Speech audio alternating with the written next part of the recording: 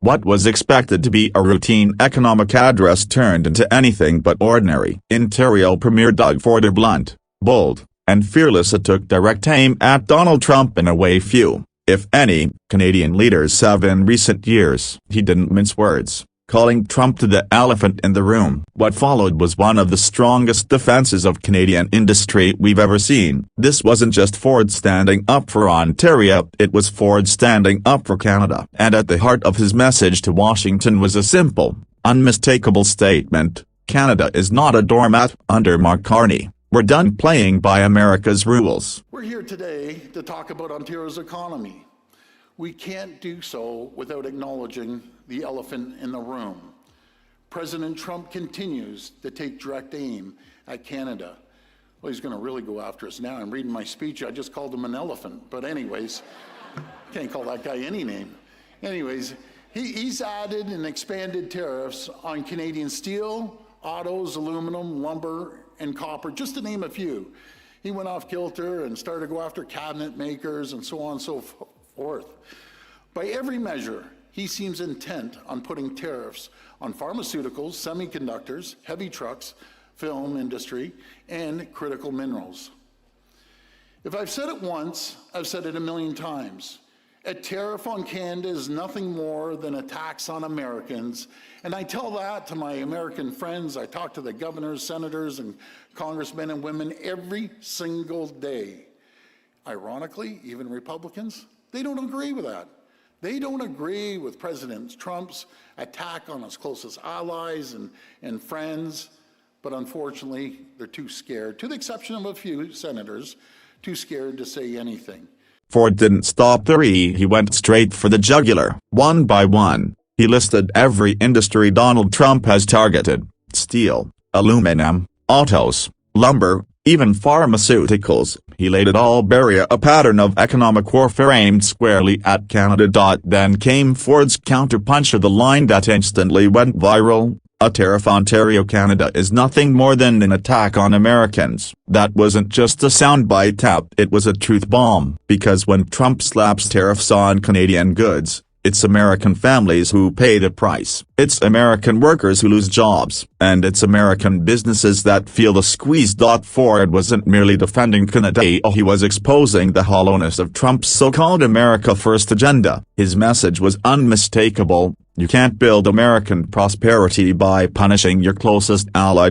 If Trump truly wants to fix the U.S. economy, there's only one way to do it: by striking fair, balanced deals with Canada. Yale University has put out the cost of tariffs at about $2,400 for every American household, and expects the American economy to shed nearly 500,000 jobs by the end of 2025. We're already seeing the impact. American manufacturing employment has declined for 5 months in a row, with 78,000 fewer manufacturing jobs in the U.S. today than a year ago. These kinds of enormous costs on businesses result in two outcomes: higher prices for American consumers and fewer jobs for American workers, and inflation on the backs of American workers. Personally, if it were me, these aren't the kind of numbers I'd want to bring into the midterms. But there's good news for President Trump. The fastest, surest, and easiest way to reverse America's economic decline: end the tariffs. Make a deal with Canada, your #1 customer in the entire world. From there, Ford shifted from defense to defiance. He announced that Ontario would begin prioritizing Ontario-made vehicles and materials in all government contracts, a move that sent a clear message south of the border. If Trump wants to play economic hardball, Ford is ready to match him, not with anger, but with action. It marks the beginning of a Made in Ontario strategy that puts Canadian industry first, protects jobs, and strengthens the very sectors Trump's tariffs were meant to weaken. Ford isn't just talking tough, he's proving that Canada can fight back with brains, not bluster. And at a time when President Trump is threatening our auto and steel sectors, we'll mandate the use of Ontario-made materials in government procurement and Ontario-made vehicles for government fleets, so Ontario tax dollars support Ontario workers. We'll continue to invest in new, resilient, and growing industries, including Ontario's nuclear and critical mineral advantage, creating hundreds of thousands of new jobs, including for workers hurt by President Trump's tariffs.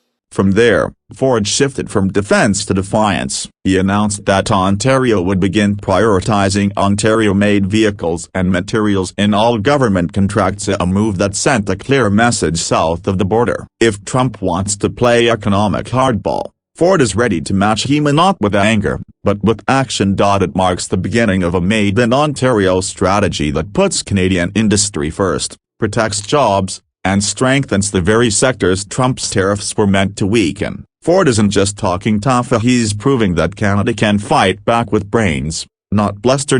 From there, Ford shifted from defense to defiance. He announced that Ontario would start prioritizing Ontario-made vehicles and materials in all government contracts, a move that sent a clear message south of the border. If Trump wants to play economic hardball, Ford is ready to match him, not with anger, but with action. It's the beginning of a Made in Ontario strategy that puts Canadian industry first, protects jobs, and strengthens the very sectors Trump's tariffs were designed to weaken. Ford isn't just talking tough, he's showing that Canada can fight back with brains, not bluster. You know something, when you're dealing with President Trump or Howard Lutnick, it's challenging. And I thought Prime Minister Carney did a good job. It's about building relationships. But President Trump could agree to something one day, he'll wake up and change his mind the next day, and you won't even know what hit you. And I mentioned to the Prime Minister, you know, yes, we have to strike a deal with the U.S., but you can't get rolled over by this guy. We're an economic powerhouse with the U.S. We're the #1 customer. We buy over $356 billion a year U.S., #1 customer in the entire world. Ontario alone is the #1 trading partner, and I always like saying customer, to 15 states, #2 to 12 other states. We do $500 billion of two-way trade alone with the U.S. So if he can't get a deal, we have to hit back. Then came Ford's mic drop moment. He began listing Canada's resources as the critical minerals and materials that keep North America's economy running: nickel from Sudbury, potash from Saskatchewan, uranium from the north. One by one, Ford reminded the world that Canada isn't dependent, it's essential.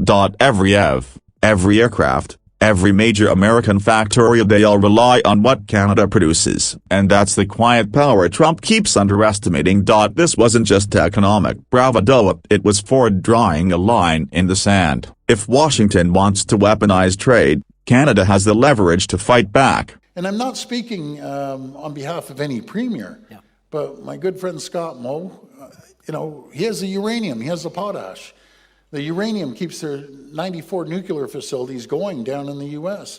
The potash could devastate the U.S. agriculture. Ourselves, nickel, 60% of the high-grade nickel comes from Sudbury. That's used for their military, for aerospace, for manufacturing. This is just to name a few, not to mention our aluminum and our steel and so on and so forth. So I would definitely not roll over. I'd hit him back hard, in my opinion. And that's what he understands. He can't be bullied, and he shouldn't be bullied. But it's a tough position Prime Minister Carney is in. But I'm glad they're building a relationship. And then Ford softened his tone but not his message. He said he loves the American people. He believes in partnership, in friendship, and in the shared prosperity both nations can build together. But he drew a sharp distinction. This isn't about the people, it's about one man. It was a statement that perfectly captured the new Canadian approach under Mark Carney's strength without hostility, diplomacy without submission. Ford's words reflected something deeper, that Canada can disagree without division, stand firm without isolation, and lead without losing itself. I love the U.S., I love the American people. I spent 20 years of my life in our Chicago facility, New Jersey facility. It's not the American people, it's one person, and that's President Trump. They want our energy, they need our energy. We keep the lights on in businesses and homes to 1.5 million people just Ontario alone. In Minnesota, but they want more of our energy, and I have no problem as long as we create a fair deal for everyone across the board. I always believe in the Amcan Fortress. We're stronger together. We'll be the two greatest countries in the world. Rather than fighting over trade, let's work together. Doug Ford's remarks today were more than a political moment. They were a declaration. Canada will not be intimidated, not by threats, not by tariffs, not by unpredictable leadership south of the border. Under Mark Carney, Canada is charting a new course, one built on strength, strategy, and unity. And Ford's fiery words prove something else. That this unity isn't just federal, it's national. From Ottawa to Ontario, the message is the same. We stand for our people, our jobs, and our sovereignty. Because in today's world, real leadership isn't about shouting the loudest. It's about standing your ground when it matters most. This is Canada today. If you believe in a Canada that stands tall and speaks with strength, don't forget to subscribe, because this is where the story of Canada's leadership is being told, one defining moment at a time.